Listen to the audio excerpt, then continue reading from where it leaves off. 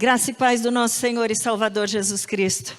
Gente, coisa deliciosa, essa pregação está fervendo no meu coração. E quem aqui um pouquinho mais antigo da igreja sabe que o livro que eu mais gosto é Jó. Ninguém entende por que eu gosto de Jó. E eu quero falar com vocês hoje, trazer uma mensagem para você dentro desse livro, dentro dessa passagem. E vocês conhecem a história desse homem, né? É o melhor homem que havia em toda aquela terra, era Jó. O próprio Deus falou sobre ele, falou que não havia nenhum outro igual a Jó. E só para você imaginar, não é alguém que está falando, aquele cara é bom. Não, é o próprio Deus dizendo, né? Não tem ninguém igual a Jó, é assim que é isso. Mas a primeira vez que eu li esse livro, eu fiquei apavorada. Me surgiu, mas assim, muito medo, muitos questionamentos, porque me vinha à mente, como é que pode, sendo o homem o melhor, o homem justo, como é que pode aquele homem, de repente, passar por tudo que ele passou? E é dessa maneira que nós vamos começar a entrar texto dentro do contexto, para a gente poder entender um pouco desse livro, apesar de eu não estar falando sobre Jó especificamente, mas sobre cada um de nós. Então vamos lá. Houve um dia uma reunião nos céus. Jó não sabia disso, mas houve uma reunião. E Deus alerta Satanás sobre Jó, né? E a palavra que ele diz se encontra no livro de Jó, no capítulo 1, versículo 8. O Senhor disse a Satanás: você reparou no meu servo Jó? Não há ninguém como ele na terra. Ele é um homem íntegro, reto, que teme a Deus e se desvia do mal. Pensava eu, enquanto estava lendo essa passagem pela primeira vez, que se Deus tivesse ficado quietinho, o que ia acontecer? Satanás não teria investido com tanta fúria na vida daquele homem. Mas isso era um engano meu, porque Satanás conhecia muito bem Jó e sabia que em algum momento ele ia atacar. Você sabe que Satanás não é onipotente, onipresente, onisciente, concorda? Ele era querubim, sinete da perfeição, tudo certo. Mas a hora que Deus falou sobre Jó, o que aconteceu? Imediatamente Satanás começou a retrucar. Também, você cerca ele com toda sorte de bênçãos, você dá tudo o que ele precisa, ele, né, queridinho do papai. Era mais ou menos essa história. Então Satanás já estava de olho. Só que o fato dele estar de olho fez com que imediatamente Deus colocou limites. Então, e aí pensando sobre isso, eu sei que muitas coisas acontecem com pessoas. Não importa se elas são boas, se elas são más, coisas ruins acontecem com todos nós. Todos nós. Mas aí nós temos que pensar o seguinte, que havia um plano por trás de tudo isso. Havia um plano, e há um plano sobre a tua vida. Deus simplesmente não falou, escolho essa e pronto, deixa sozinho e vai. Escolho esse, não, agora se vira. Não, há um plano, há um plano. Nós sabemos que Satanás veio para roubar, matar e destruir, e nós sabemos que ele tem o direito, ele governa, ele é o príncipe deste mundo hoje. Adão transmitiu para ele essa autoridade, e a Bíblia diz que ele fica ao derredor, procurando uma pessoa para tragar. Os anjos do Senhor estão ao nosso redor, mas ao derredor fica Satanás de olho, olhando para poder ver que horas eu vou pegar este aí. Ele quer abrir, quer que você abra brechas para isso. Mas eu gosto de pensar que todos nós pecamos. Às vezes nós pecamos sem querer, às vezes nós pecamos sabendo que nós vamos pecar e a gente continua naquilo intencionalmente. Só que Deus sabia de qualidades, e foram essas qualidades que Deus elogiou sobre Jó, falou sobre Jó. Ele cria num único Deus. A Bíblia diz que ele era um homem íntegro, então era uma pessoa que tinha caráter. Ele era uma pessoa reta, ou seja, ele andava retamente, ele falava retamente, ele vivia em retidão. Ele era um homem que temia a Deus. E sabemos que o quê? temor do Senhor é o princípio da sabedoria. Você quer ver uma pessoa sábia? Começa a reparar se ela teme a Deus. Se ela temer a Deus, ela não vai praticar aquilo que ela sabe que vai contra ela mesma. Por isso que a Bíblia chama de princípio da sabedoria. Jó também, ele desviava do mal, ele evitava o mal. Aquilo ali é perigoso, estou fora. Se eu sei que eu vou cair naquela cilada, se eu sei que esse computador vai me fazer ficar vendo pornografia, se eu sei que aquela má companhia vai me levar e eu vou cair, vou fazer coisa errada, estou fora. Estou fora, simplesmente assim. Desviar do mal é você passar longe, nem chegar perto. Então, Deus escolhe Jó como este homem que era o melhor. Então, estou falando sobre padrão de qualidade de Deus. Mas eu e você sabemos que ninguém é bom o suficiente. Eu e você sabemos que ninguém é justo pela justiça própria, não apenas para não ser atacado, porque Satanás ataca todos, mas nós sabemos que também para ser salvo. Não adianta essas qualidades, estas características, né? É bem verdade que naquele momento Jó não sabia algumas coisas. O que Jó não sabia? Que o mundo espiritual era mais real do que muitos pensam. Se pensavam naquela época, hoje então, todo mundo tem a possibilidade de ouvir falar sobre esse mundo espiritual, mas muitas vezes a pessoa tem medo, não quer saber, acha que está tudo bem. Jó não sabia. Jó não sabia da existência desse mundo espiritual, desta dimensão que eu e você hoje podemos se apropriar para poder lutar contra.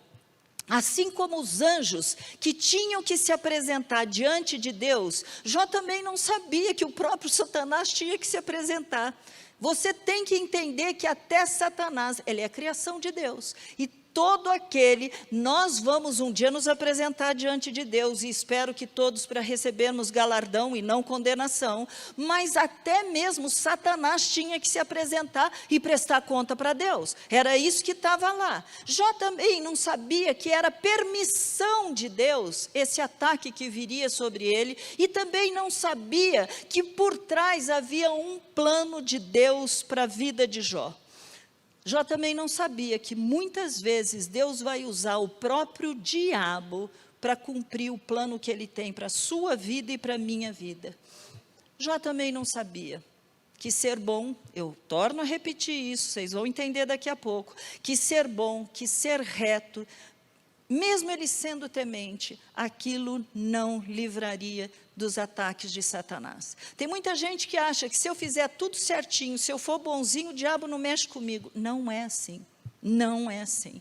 Mas também o diabo não sabia de uma coisa. O diabo também não sabia que ao se apresentar diante de Deus, o diabo não sabia que, porque Deus conhece todas as coisas, isso ele sabia. Mas ele sabia, Deus sabia que Jó seria peneirado. Deus sabia, e foi por isso que ele se antecipou.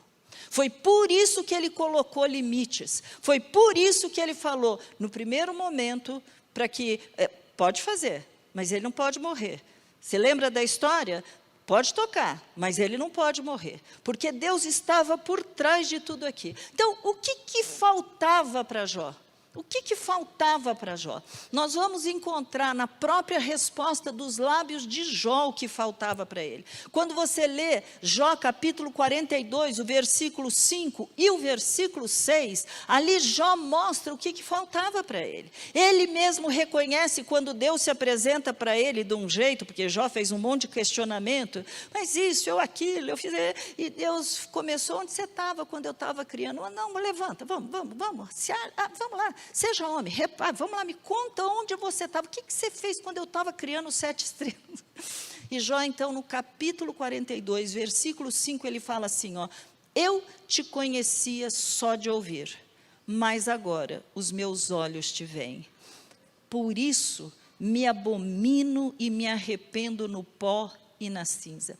Gente, presta atenção que nós estamos falando da palavra conhecer. Eu te conhecia. Você conhece a rosa de Saron? Você pode falar, bom, já li na Bíblia, sei o que é, conheço. Você já viu a rosa de Saron? Há uma diferença fundamental entre conhecer e ver. No começo, Jó está dizendo, olha, eu conhecia Deus, já tinha ouvido falar sobre Ele, mas agora ele estava dizendo, os meus olhos te veem. Agora a profundidade era totalmente diferente. Só que foi necessário ele passar nessa escassez para poder aprender a ver Deus também nesse horário, nesta hora, nessa dificuldade. Então, foi na falta de, foi na escassez, foi no luto, foi na dor, foi na enfermidade que Jó aprendeu a ver Deus face a face. Uau! Sabe, ele também precisou reconhecer, porque ele falou, olha, eu me abomino, eu me arrependo. Só nesse momento, você sabe que Deus fala com Jó a primeira vez, ele fala, falei demais, tal, mas ele não fala que ele se arrependeu. Foi só depois que Deus continua conversando, porque Deus precisava tirar daquele coração. Eu me abomino, eu me arrependo. Vai levando isso, vai trazendo para o nosso dia a dia, porque tem momentos que nós sabemos que nós estamos errados, mas falta na nossa vida tanto o reconhecimento, miserável homem que sou, falta para nós o arrependimento. Como é que eu pude fazer isso para deixar Deus tão triste, deixar Deus assim? Ele se arrependeu. E isso acontece com muitos cristãos hoje. Muitos cristãos. Muitos pensam que conhecem a Deus. Muitos pensam, mas estão se enganando. Muitos ouviram falar de Deus, que Deus salva, que Deus cura, que Deus batiza com o Espírito Santo, que Deus resolve problemas, mas não o conhecem de fato. Muitos oram, recebendo e falando, pronunciando com a sua boca, eu aceito Jesus como meu Senhor e Salvador, mas nunca se arrependeram.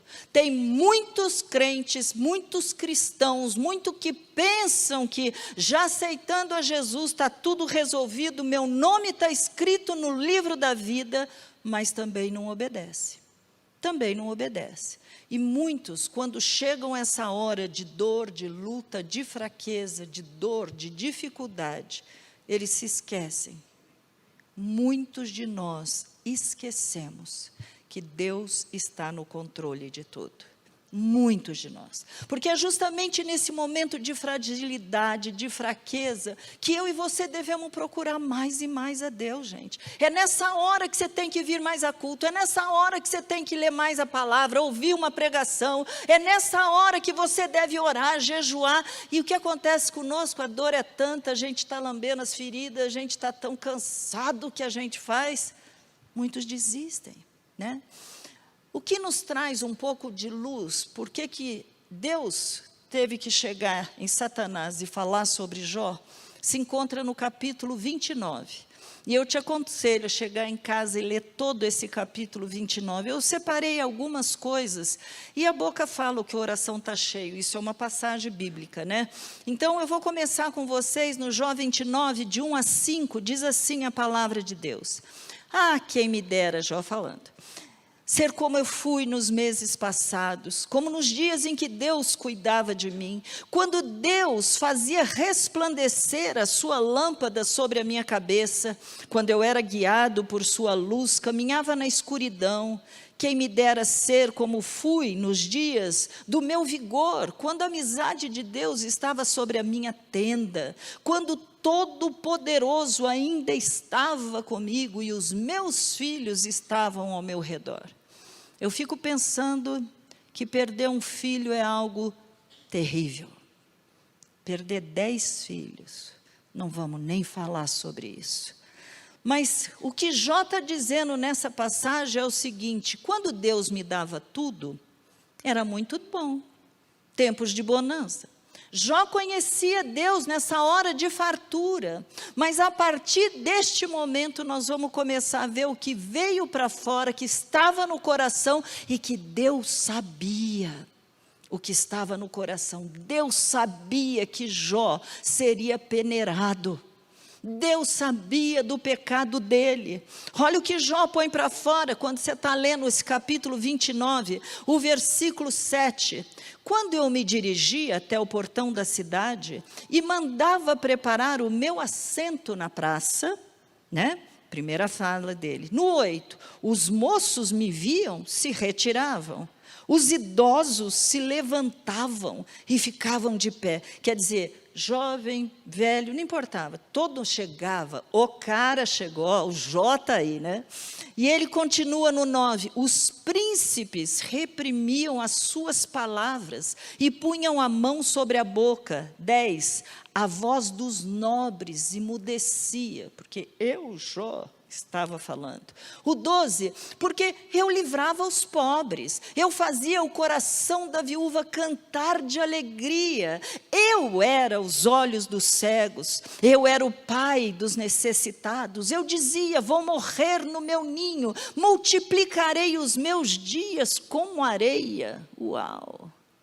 Quem somos nós para saber e falar um negócio desse? Vou multiplicar os meus dias, né?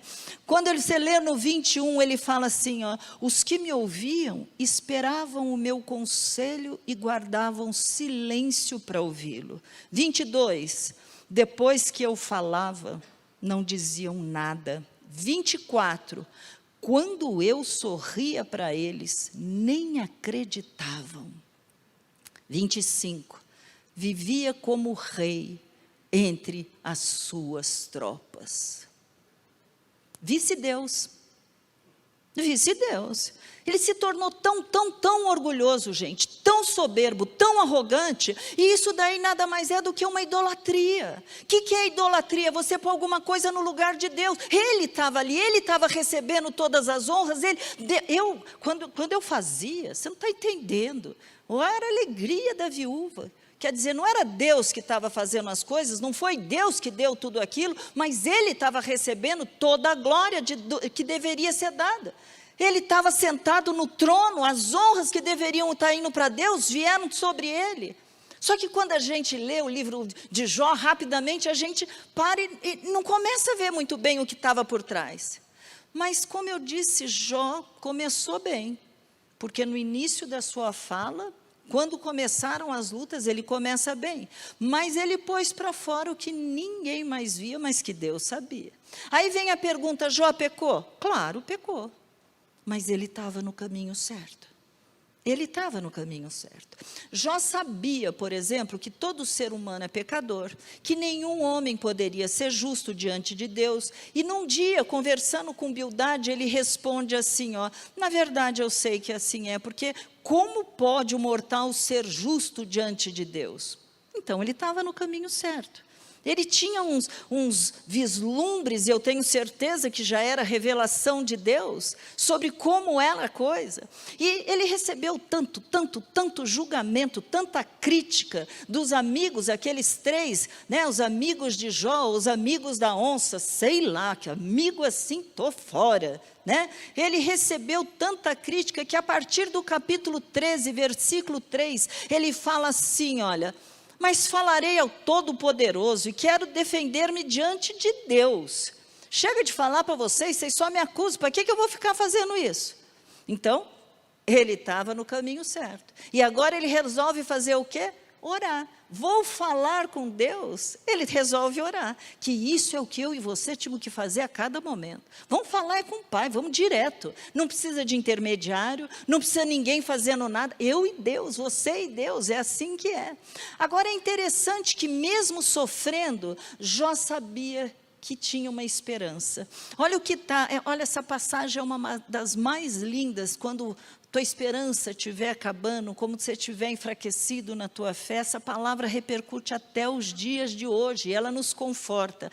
Quando você está lendo 14, versículos 7, 8, diz a palavra do Senhor, porque há esperança para a árvore, pois mesmo cortada, voltará a brotar. E não cessarão os seus ramos. Se as suas raízes envelhecem na terra, o seu tronco morrer no chão, ao cheiro das águas brotará e dará ramos como a planta nova. Em outras palavras, ele estava dizendo, é muito pouco o que precisa, é muito pouco para você voltar outra vez a se alegrar, a florescer, a renascer, a frutificar, é muito pouco. muito pouco. Essa passagem é linda. Não é que precisa cair uma grande chuva, que você precisa ir lá adubar, que você precisa preparar a terra. Ao cheiro das águas. Isso é maravilhoso.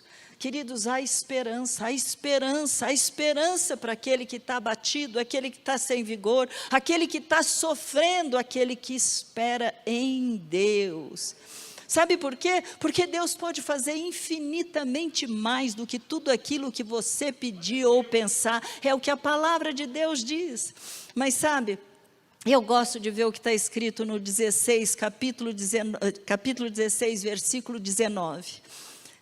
Já agora, nós estamos falando, tem estudiosos que dizem que este é o primeiro livro que foi escrito na Bíblia.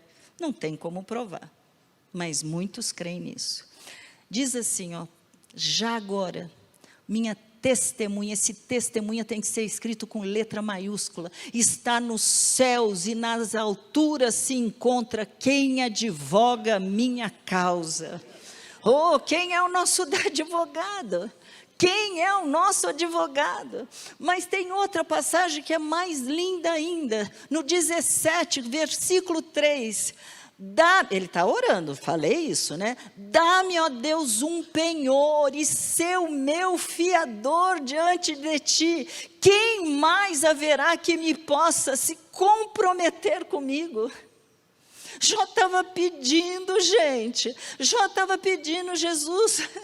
Ele estava dizendo, preciso, só o Senhor pode se comprometer comigo. Você sabe o que quer dizer essa palavra? Ele está pedindo um fiador. Sabe o que é isso? Uma pessoa que vai tomar o teu e o meu lugar se a gente não pagar uma dívida. E ele já está lá atrás, ele está pedindo, Senhor, você é meu fiador. Eu não vou conseguir, você é meu fiador. Ele estava no caminho certo. E muitas vezes eu e você já temos encontro, conhecemos a Deus, já começamos esse processo, mas a gente ainda tem coisa para amadurecer, para melhorar. A gente tem coisa que precisa ser resolvida, como Jó. Só Deus pode investir na tua vida e na minha vida, gente. É o que Ele está dizendo. O Espírito Santo morar em nós é a resposta de Deus para essa oração de Jó. Você entende isso? Olha o que está no 19, versículo 25 a 27. Jó diz o seguinte, olha, ele está dizendo bem alto e bom som, você já vai chegar lá. Porque eu sei que o meu Redentor vive, e por fim se levantará sobre a terra. Depois revestido este meu corpo da minha pele, em minha carne verei a Deus. Eu o verei por mim mesmo, oh glória a Deus, os meus olhos o verão e não outros. De saudade o meu coração desfalece dentro de mim. Quantos de nós, por causa das nossas lutas, já estamos falando Maranata Jesus? Nosso coração desfalece dentro de nós. Quantos? Mas ele está dizendo, eu sei que o meu Redentor vive. Como esse homem podia ter falado sobre isso, gente? Só se fosse uma revelação de Deus. E ele estava dizendo, eu estou com saudade desse Deus. Você e eu podemos falar isso. Nós podemos dizer a mesma coisa. Sabe, eu acho lindo que Jó falou sobre Deus, para Deus. Eu acho lindo que ele pede um resgatador. Ele sabe dessa soberania de Deus, que ele sabe que ele o veria, ele sabe sobre a vida eterna. Ele estava no caminho certo. Jó estava. Aí você vai dizer assim, Raquel, como alguém em sã consciência pode gostar desse livro?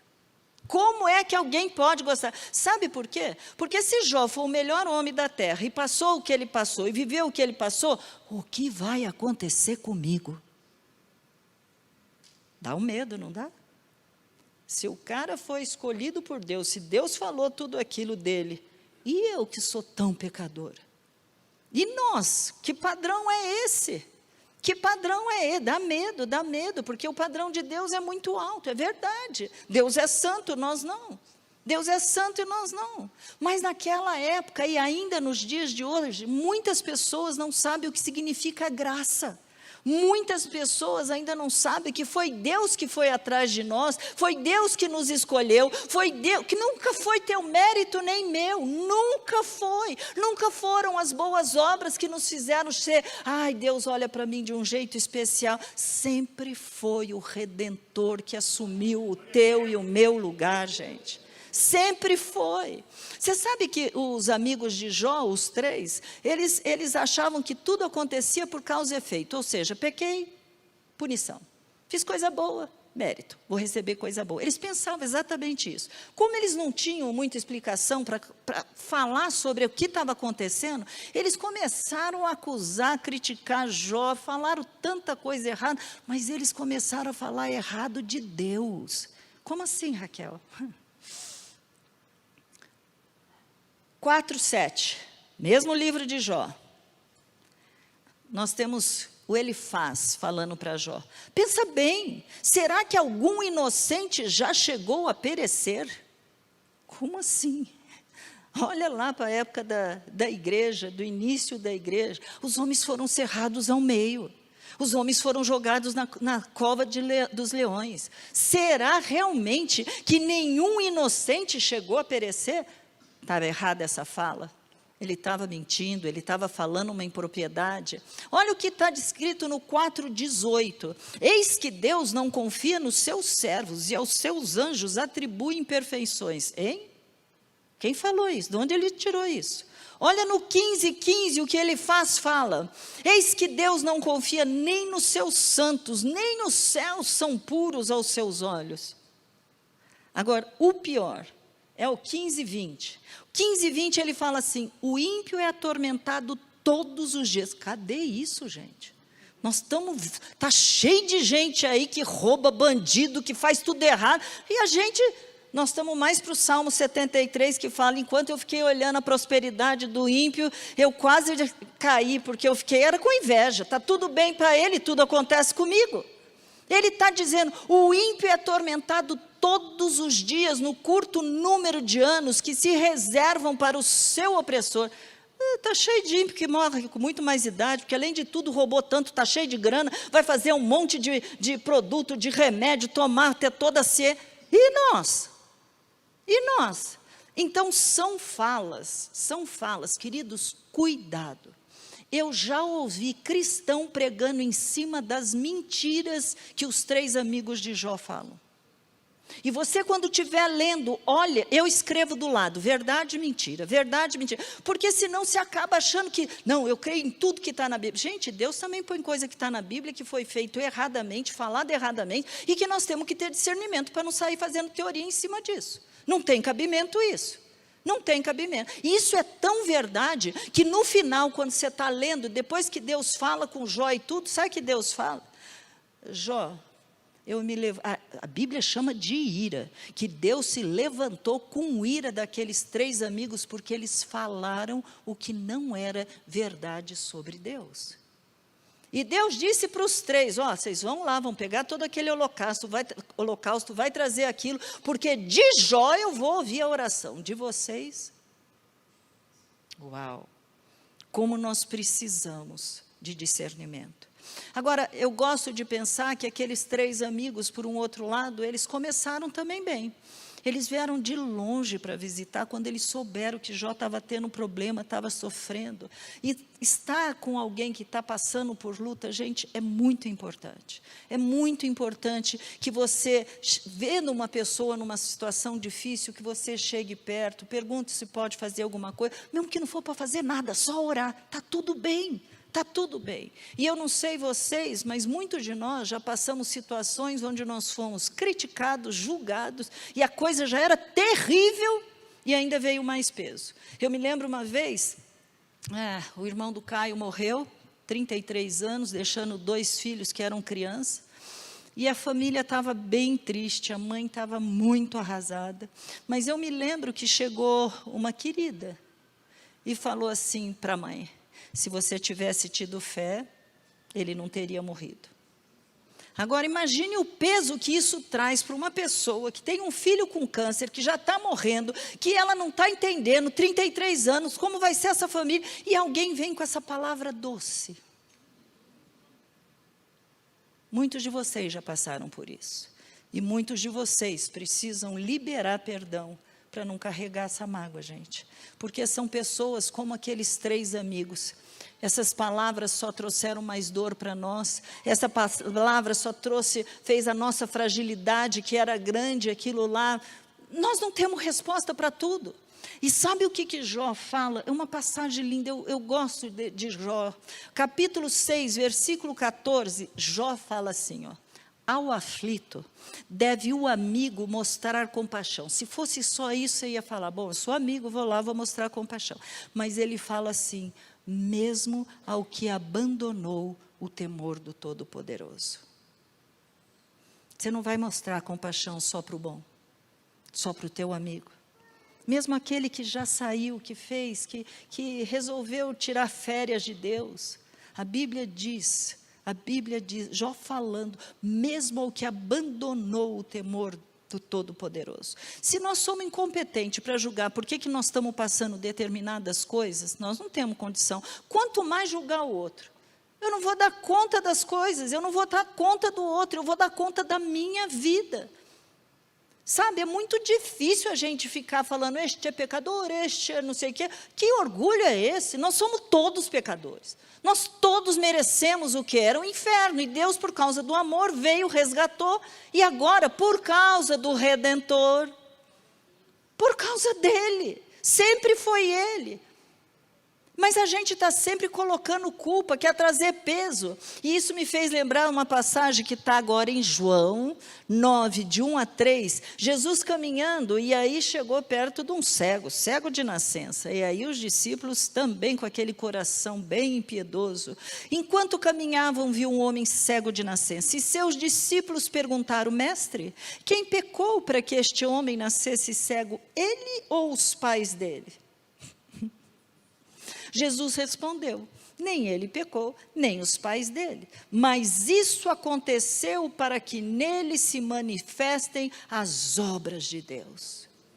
Às vezes, a manifestação dessa obra de Deus vai se manifestar através de uma cura.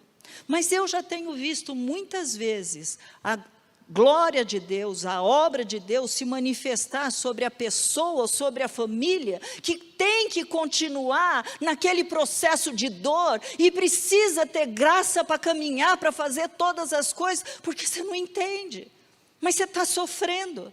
E Deus vai ter que trazer graça para nós. Então, queridos, não julguem para não, seja inteligente, não julguem para não atrair a ira de Deus sobre nós. Nós não podemos, nós precisamos aprender a ser suporte um dos outros, nós precisamos aprender a estender a mão um para os outros. Não ofenda, não julgue, não critique, ele já está enfraquecido. Ele já está tendo que se virar. Ele já está tendo que correr atrás do prejuízo. Sabe, eu gosto de pensar que Deus sabia que Jó ia pecar com a boca. Mesmo assim, ele também sabia que Jó não largaria Deus. Ele sabia disso. É mais ou menos como se Deus estivesse falando assim para o diabo, ó, você pode tocar no meu filho, mas ele vai continuar me amando. Ele vai continuar, mesmo que eu retire as bênçãos dele, temporariamente, ele vai continuar me amando. Ele me ama, mesmo tendo o coração dele, tendo se corrompido por causa das bênçãos que eu dei. Sabe, eu acho interessante a gente pensar nisso, né? Às vezes você é uma pessoa inteligente e você acha, estou podendo, né? Você olha para aquele que não é, ele lá...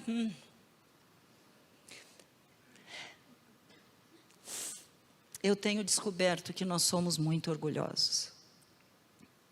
Todos nós. Não importa nível social. Está dentro, é DNA. É DNA. E aí, Deus está dizendo o seguinte, olha, eu vou fazer ele sair mais fortalecido dessa luta que você está passando. Eu não sei o que você está passando, eu vou fazer ele sair mais fortalecido. Eu estou investindo nisso para que... Talvez vocês nunca tenham visto. Alguém sabe o que é furúnculo? Uhum. Na minha época, não sei, era uma superstição. Dizia quem tem um tem 7. Quem tem um tem 7. Eu tive o 7. eu tive o 7. Mas vocês não sabem como era feito para resolver o probleminha. Não tinha pomadinha, não. Esperava o bichinho ficar bem maduro, pus branquinho por cima, aí mamãe com aquela delicadeza, espremia todo aquele pus de cima, alguns estão balançando a cabeça, lembra até da dor, e aí com força, ia abrindo a pele até o carnegão vir para fora. Pense numa coisa que doía. Não tinha anestesia, não tinha remédio, não tinha nada, nada. Quando apareceu o segundo, eu falava, não acredito. 7. E cada um vinha num local mais estranho que você possa imaginar. É mais ou menos isso que Deus faz conosco. Ele tem que pôr o carnegão para fora. Ele tem que pôr aquilo que está ali dentro de você para fora. Então, querido, a hora que a dor estiver grande, a hora que a dificuldade, você vai falar, não estou entendendo, eu perdi tudo, eu não consigo mais, eu não sei o que fazer, Deus. Eu estou tentando, mas eu não sei. Continua buscando a Deus. É lá que está a sua esperança. Ao cheiro da água, aquilo vai mudar, querido. Você precisa crer nessa palavra. Deus pode estar te usando. Olha que loucura, na tua fraqueza, no momento da tua fragilidade, Deus pode estar te usando, inclusive, para aqueles que estão observando, falar, como é que ele aguenta passar por tudo isso? É que a gente tem aquela mania, né, de achar assim, não, se tudo estiver bem, eles vão achar que eu sou o cara, né? Se eu estiver no meu Porsche, no meu Mercedes, se eu tiver... Esquece isso, resolve nada, isso é 1, 2 para acabar. Isso é 1, 2 para acabar. Agora, pode acabar a saúde, pode acabar a família, pode acabar tudo. A pergunta é, nós vamos permanecer? Nós vamos continuar falando, Deus, eu estou contigo e não abro. Eu estou contigo, eu não estou entendendo nada, está doendo demais. Nossa, eu falava para minha mãe, mãe, está doendo demais tirar esse carnegão. Mas vamos tirar, mãe. Você entende que é isso? Sabe, Jó teve uma frase, e ele disse assim, olha, temos recebido de Deus o bem, por que não receberíamos o mal? Por que não? Se as bênçãos faltarem, eu vou abandonar Deus? Eu vou acusar Deus? Se meu negócio falir, né? Se o meu negócio falir, a pergunta é, será que Deus sabe o que Ele está fazendo? É claro que Ele sabe. Será que Deus está me vendo? É claro que Ele está. É claro que Ele está. Então eu quero terminar essa palavra lendo um versículo que está em 1 Coríntios capítulo 10, versículo 12 e 13. Lembre do texto e do contexto e veja aí, ó.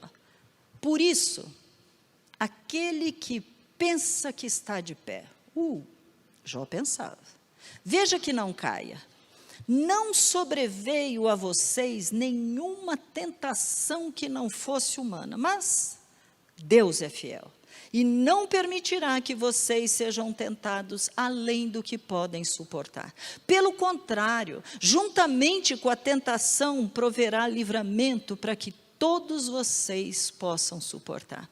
Você se lembra daquela situação onde o próprio Jesus chega para Pedro e fala assim, Pedro, você vai ser peneirado. Você vai ser peneirado. Mas eu roguei ao Pai por você, para que a tua fé não desfaleça. Você pode trazer isso para a sua vida.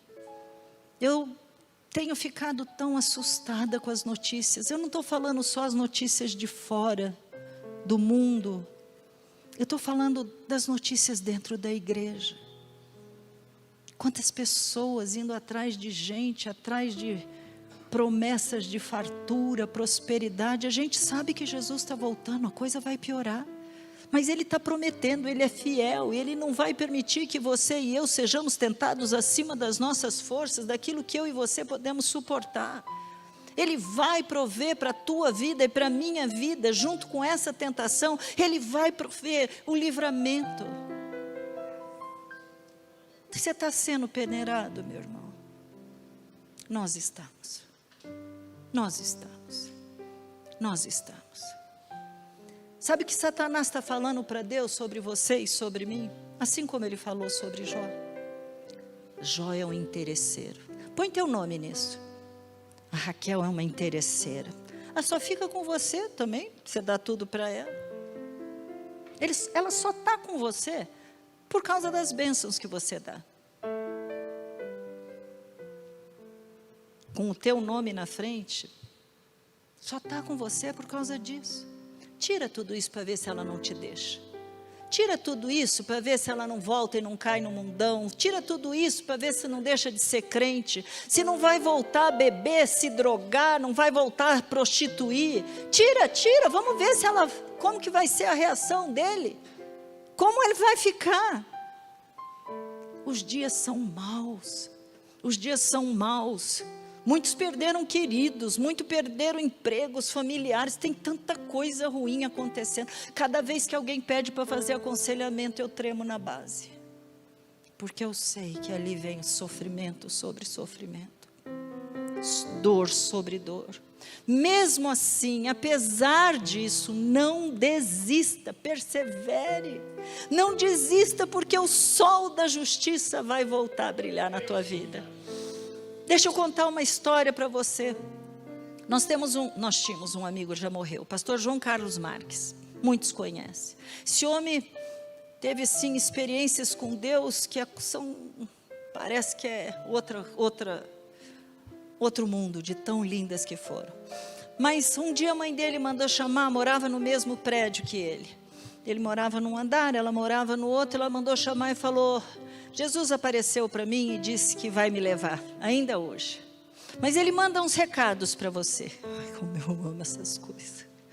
Ele manda te dizer que vai te levar. Pastor João Carlos, até uma certa idade, não tinha sapato, chinelo, andava descalço. Ele vai te levar para você ir para o local dos nossos ancestrais. Ele era alemão e português, né, cara? Polonês, perdão. E você vai viajar o mundo levando a palavra dele. Mas, não longe desses dias, você vai passar por uma experiência muito, muito ruim. Densas nuvens. E Deus manda te dizer: suba a escada da fé, porque o sol da justiça continua lá. Ela falou com ele antes de ir para o trabalho, às 3h, a Maria, que é esposa do pastor João Carlos, foi levar o café que todo dia levava, ela já tinha partido, tinha acabado de morrer. Sabe qual foi a experiência que ele passou? 2 filhos, um menino e uma menina. O menino, 5 aninhos. Os 2 pegaram uma doença. Nós estamos falando de tempos lá atrás que nós não tínhamos todas as possibilidades de vacinas e remédios. Meia-noite o menino morre. E a menina também doente, a mãe cuidando da menina, o pastor João Carlos com o menino. E o pastor, que já era homem de Deus, já era um cristão, que já pregava a palavra, ele começou em cima da palavra.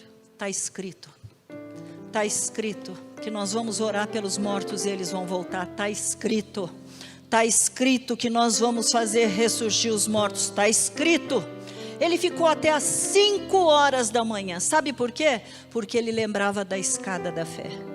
Ele lembrava da mãe dizendo: suba os degraus da fé, porque o sol da justiça brilha. 5h o menino senta na cama e vira e fala assim: Pai, o meu Redentor vive, e ele disse que ouviu a tua oração. Sabe qual foi na hora da dor? Ele falou assim: se essa criança voltar, eu largo tudo e vou ser pregador e vou viver só para o Senhor. E o menino fala assim: ele disse que ouviu a tua oração, ai de ti se não cumprir. O menino está vivo até hoje. Quando vocês colocarem lá pastor João Carlos Marques, você tem hoje a mídia social, eu sou analfabeta nisso, não sei nada. Mídia social, João Carlos Marques, ele já morreu, o pastor João Carlos. Foi para o mundo inteiro pregando. As experiências mais incríveis que eu ouvi vieram desse homem. Procura para você ver. Suba os degraus da fé. Eu não sei o que você está passando, suba os degraus da fé. E olha, você pode ser interesseiro. Como assim, Raquel? Eu fui interesseiro. Você entende o que é ser interesseiro? Quando eu cheguei para Jesus, a minha filha 4 anos e meio sem dormir, meu casamento tinha acabado. Quando nós chegamos para Jesus, estava tudo uma caca. Nós fomos interesseiros. Mesmo assim, Ele não lançou a gente fora. Ele não lançou a gente fora. Mas você pode continuar a ser interesseiro para querer mais e mais desse Deus, para querer conhecê-lo mais e mais, para pedir para Ele transformar a tua vida. Gente, nós somos umas encrencas, só Deus ama a gente. Por isso que ele fala, Jó fala, você é meu fiador, quem mais vai aguentar a Raquel? Quem mais vai aguentar o Caio? Quem mais vai aguentar você? Você também. Quem mais? Aleluia, aleluia. Sempre foi graça sobre a tua vida. Se você está no meio do processo, a graça está sobre. Se você está no início, a graça está aí. Se você está no fim, a graça está aí. Ele pode curar, Ele pode. Mas enquanto Ele não cura, a graça está aí. Eu vou te pedir, vamos ficar em pé, queridos. Eu sei que nós não temos respostas para os nossos questionamentos. Jó também não teve. Eu sei que nós nem vamos entender muito, porque realmente não dá. Eu sei que muitas vezes eu e você ficamos revoltados. O senhor não sabe? O senhor não está vendo? O senhor está sabendo o que está acontecendo comigo? Sei sim, mas eu já sabia que você ia ser peneirado. E foi por isso que eu me antecipei e falei, não vai matar. E se você estiver nesse processo, é porque Ele quer te levar a um novo patamar de relacionamento com Ele. Isso é maravilhoso. Eu quero. Pai amado, Senhor, sabe qual é o nosso maior privilégio, Pai? É um dia ter sido achado pelo Senhor, Pai. É um dia o Senhor ter nos escolhido, Pai. Investido em nós. E tem um plano de nos fazer ser a imagem do Teu Filho. Oh, meu Deus. O Senhor sabe que muitas vezes a gente não aceita esse trabalho porque dói, Pai. A gente fica mesmo revoltado, a gente fica julgando no direito de não merecer, de não fazer, de não precisar. Senhor, quantas vezes perdoa a nossa soberba, Deus. Perdoa nosso orgulho, a nossa fala, aquilo que sai dos nossos lábios.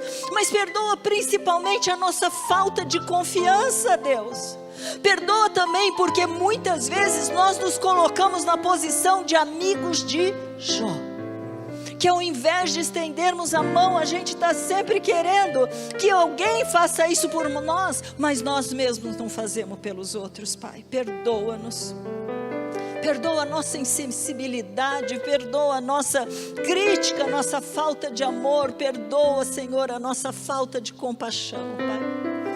Tua palavra é clara, ela nos ensina, Senhor. Quando todos falavam só de sacrifícios, de holocaustos, o Senhor mesmo falou, misericórdia eu quero. Pai, que nós possamos todos de mãos dadas, braços erguidos, caminhar para o alvo, Pai. Pai, em nome de Jesus, ajuda-nos, Senhor. Nós precisamos de Ti, Senhor. Nos coloca no caminho correto, Deus. Nos coloca no caminho correto. Abra os nossos olhos, Pai. Eu não estou pedindo entendimento. Abra os nossos olhos para a gente ver o Senhor nessa situação, Pai. Nós não estamos sós. Foi isso que o Senhor fez e ensinou nessa situação, Pai. Eu amo esse livro, Pai. Eu amo esse livro, Pai.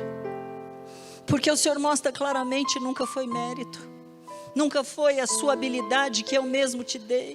Nunca foram as bênçãos que te fez chegar onde você chegou. Sempre fui eu, diz o Senhor. Então não queira receber a glória, a honra, aquilo que só Ele merece, porque foi Ele que fez todas as coisas. Você só está onde você está por causa de Deus. Confia, meu irmão, confia. Confia, tem sido muita coisa se levantando. E cada vez mais para nós, porque é começado o juízo dentro da casa de Deus. Mas nós somos daqueles que não desistem, nós somos daqueles que perseveram, nós somos daqueles que dizem, ó, está doendo, mas esse carnegão virá para fora. E eu sei que o meu Redentor vive, e eu sei que Ele vai se levantar, eu sei que Ele é capaz de fazer infinitamente mais. Aleluia. Pai, hoje nós queremos num ato simbólico, Senhor, colocar nosso coração nas Tuas mãos. E nós estamos pedindo, Pai, ao cheiro das águas. Não precisa ser chuva, tempestade, ao cheiro das águas. Do Seu trono fluem rios de águas vivas, ao cheiro das águas. Vem nesta manhã, Pai, ou qualquer horário que alguém estiver vendo, ouvindo, ao cheiro das águas. Que nós possamos ser renovados, que nós possamos ser transformados, que nós possamos ser cada vez mais, Senhor, ensinados a permanecer, a completar a carreira que nos está proposta. Em nome de Jesus, em nome de Jesus. Nós estamos aqui diante de Ti. Estamos expondo a nossa fragilidade, a nossa pequenez, o nosso pecado, o nosso orgulho, a nossa soberba, a nossa falta de entendimento, porque muitas e muitas vezes ficamos, está doendo, Senhor, o Senhor está me vendo, o Senhor está me ouvindo. Quando só devíamos falar. Tira logo, Senhor, tira logo, Pai. Tira esse carnegão que precisa sair, isso que tem feito com que dentro de mim algo esteja apodrecendo, Pai. Em nome de Jesus, Pai. Pai, se aqui no nosso meio alguém ainda não tem a certeza da salvação, se alguém aqui ainda não fez uma entrega, pedindo para o Senhor não apenas entrar, mas para o Senhor retirar tudo o que precisa ser retirado. Senhor, esses últimos dias exigem de nós posicionamentos. Que a gente, lendo, a gente obedeça. Que a gente, ouvindo, a gente pratique, Pai. É isso que vai fazer a diferença na hora que tocar aquela trombeta.